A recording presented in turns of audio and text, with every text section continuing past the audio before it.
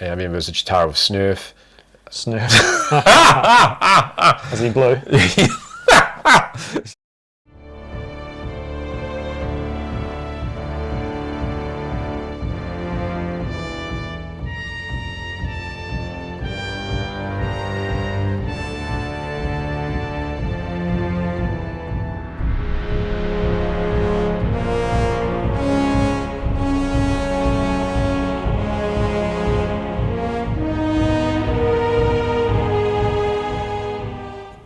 Sword of Omens, give me sight beyond sight. Thundercats. Hello, everyone, and welcome back to Two Barbarians. I'm Wade. I'm Lee. And today we're focusing on the 1 to 6 scale Mezco Thundercats line, Right. which is quite cool because you didn't even know I had these, did you? No. In fact, our viewers might thought we've shrunk ourselves for this episode, but we haven't. These are just really huge action figures. Yeah, and they've been hiding in a box. I was looking for something else to put out, and I found these again, which really took me down memory lane because big Thundercats fan that I am. When that 2011 series relaunched, I wasn't a big fan of it, but at the same time, they used that to sort of try to reawaken nostalgia of Thundercats collectors. And I was all about it. I wanted to love it, and I watched it, and I thought it was okay. I didn't like the designs. I mean, it wasn't successful overall, but it did spawn a lot of interest for this sort of stuff. Yeah, and at the time, Bandai released 2 sort of classics figures of I think it was Tygra and Lino, and they were selling okay, I think. And then for some reason they pulled those figures, and they were 7-inch, and they relaunched it as 6-inch and did a Mumm-Ra and a Lino again. And fans were just saying, "What's going on with these? Right? What's going on? Why would you pull a 7-inch one and suddenly start making a 6-inch one?" And fans were torn. They're like, "I don't want to keep collecting these because I've got the 7-inch ones." Yeah. And then you have the people giving new ones, offloading the 7-inch ones. So people didn't know which one's back. Yeah. So they only put out 2 of each, and 2 of them were Lino. Yeah. So it's a bit lame. Given you've got the main 5 cast members. Exactly. Plus Snarf, but it's stupid. And I'll go on camera and say it's stupid. In fact, I am right now. So Mezco. Do you own them? No, I owned them. I owned the 7-inch ones, and I sold them. So you bought them? I sold them when I got the classics / ultimates from Mattel and then Super 7. So and they are much superior figures. Yep. But what really attracted me to this line is that Mezco is one of my favourite toy makers. To this day, they're still doing the 112 collective figures. They did the Hellboy comic figures. They've done a lot of different things. And what really I like these is that they are based on classic designs. So Lino looks like Lino, Panthro looks like Panthro, and Mumm-Ra looks like he's the most badass villain you've ever seen, essentially. So even complete with soft goods. And he looks like he's had a few toilet rolls thrown around his body, which is quite fun. But the problem with these is they take up so much space when you go to put them in a display. When you get we've got here just a nice 7-inch Super 7 figure, and we've got the classic ones.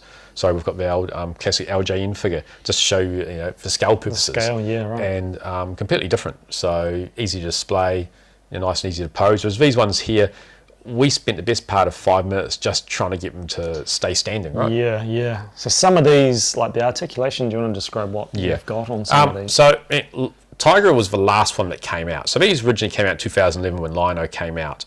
And then there was a big hiatus, whichever you want me to say that again. And then people were clamouring for Tygra to come out. He was the one that was missed. And a couple of years later, he did come out. So that was nice. Tygra here, he does have, he's got ball joints essentially for his legs. And they're hollow, aren't they? They're like a rotor mold. Like a rotocast type one. So they're quite hollow, quite light really. Pick it up, very light. But nice paint jobs, nice matte finish in the plastic. And his bolo whip wide? Is wide as well. So I wouldn't want to do that too much, but it is quite fun. Yeah, so so he has, he's got some solid articulation, making a little bit more posability. So some of them have got like swiveling wrists, heads, arms. Some of the arms are on balls. Yep, this one here, for example, has got the boot cut. A boot cut. Yeah. Yeah. Oh, yeah, that correct. He had the boot cut, so that was quite cool. Whereas, the first one that came out essentially was Lino, and he's really unarticulated those legs. He's got the boot cut. That's it, right? That's it, right. So no leg posability whatsoever. God, that's a cool looking sword of omens though. Yeah. He came with a short sword of omens as well, and he came with an interchangeable hand/arm to replace the. So can you hang that claw on his belt when it's not being used? No, you can't hang anything anywhere. So that's why I've got it basically posed with that. And then when you compare that with Panthro, for example, he is very similar to Lino. So he must have been one of the first couple released. Yeah, he was one of the first two released essentially. So, but damn, that's a cool looking figure, right? Yeah. Except for the fact that there's no leg posing. Has it got boot cuts in as well? Or yeah, he does. Yes. Yeah. Yes. Oh, and ankle. Yeah, quite well disguised, those ankle ones, aren't they? And the boots. The boots, the waist. Yeah. Balls on the. Yeah. One thing, if you do own this figure, and you probably already know this, but you want to be careful with the nunchucks because it's very tight joints. You'll probably get a little bit of paint loss on the nunchucks themselves, just from trying to fit them in and take them back out again. So just these be careful. Are cool though. These are really. Yeah, that like chain, those. Nice heavy chain. Yeah. It's really cool, right? I just want to flip them around, but I won't. So then we've got Cheetara. Again, looks really cool with her bow staff. She probably looks like one of the cheaper ones, in terms of paint wise. She's always had pretty basic paint applications anyway, right? Very nice basic bright design. colours though, like the orange is nice and bright. And the bow staffs are very cool. And then to finish the line off, we've got this big beast Mumm-Ra, who we've had all sorts of fun trying to stand up at the moment. This soft goods cape, it's got holes in it for it to fit over. That really takes it to another level, the cape. I think that's one of the biggest omissions from the original LJN Mumm-Ra's. He doesn't have a cape. No. That's just, it gives him that kind of like bat. Yeah, and I just like, if you look at the paint on here, we'll give you a close-up of that. If you look at, that nice paint around the, the teeth as well, around the eyes, it's just really cool looking. Brings out the detail in the sculpting. And So, getting these out again almost makes me want to put them on a shelf, but they're going back in the box. We'll see what happens. I've got some new shelving, recycled shelving from a garage to put in one of the toy rooms. So we'll see what happens there. I'll just hold them while you. We'll see what happens there. So time will tell on that. But so a couple of other figures that came out I don't have. Snuff came out along with Lino. I think she may have been repackaged in with Cheetara. Same sculpt for Lino or a new one? Yeah, I think it's maybe slightly different. There was a Sight Beyond Sight Lino with it glows in the dark, and there's with an interchangeable head. That's quite cool. There's a glow in the dark Mumm-Ra. There was a phasing Tygra as well. It was a more light up phasing eyes. Tygra. Phasing, yeah. So how it goes invisible. Yeah, so it's like part transparent. Yeah, that's cool. Is it like a con exclusive? Pretty much con exclusive. Those special ones were con exclusives.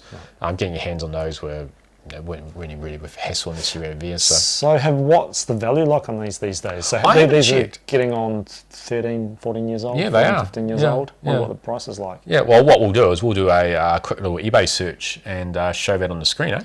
So let's do that.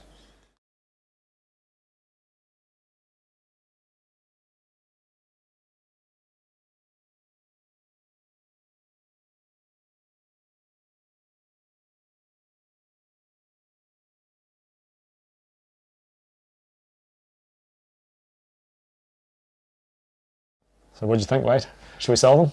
No, I think keep them. Keep them. Yeah. I don't know what you get the people that love their vintage. You get the ones that like their the current smaller scale. I don't know what the market would be like to sell these in New Zealand anyway. Wait, so do you consider these vintage now? Well, they're old, aren't they? Like 15 years old now, basically. And they're the super classic design too. Yeah. So. Yeah. Or maybe even Simon's watching this and suddenly has a hanking to get his hands on them. That's right. You're getting a DM, like, how much? Anyway, so thank you everyone for watching. We've still got our relatively new sign-off that we'll be doing. So just remember that the battle might have ended, but our toy shelves remain legendary.